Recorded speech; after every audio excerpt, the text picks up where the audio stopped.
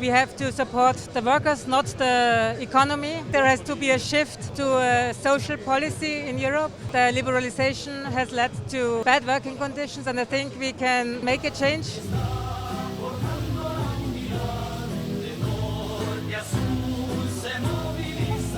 L'Europe et le gouvernement ont fait un deal. Si on accepte certaines sanctions, donc les sanctions c'est réduction de 10% du personnel, 20% de perte de chiffre d'affaires et 30% de perte de trafic que la concurrence reprendra. Si on accepte ça, normalement on a la parole de l'Europe comme quoi on éviterait la liquidation de fret SNCF, mais on n'y croit absolument pas du tout.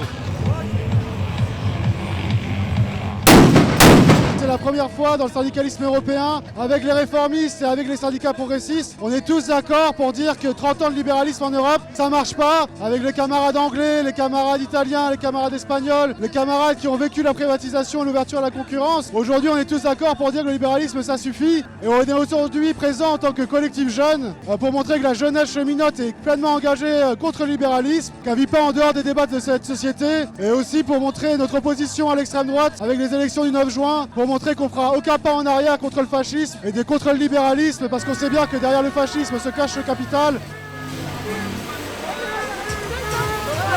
C'est plusieurs milliers d'emplois, les locomotives qui vont être cédées à la concurrence dans de nombreuses régions.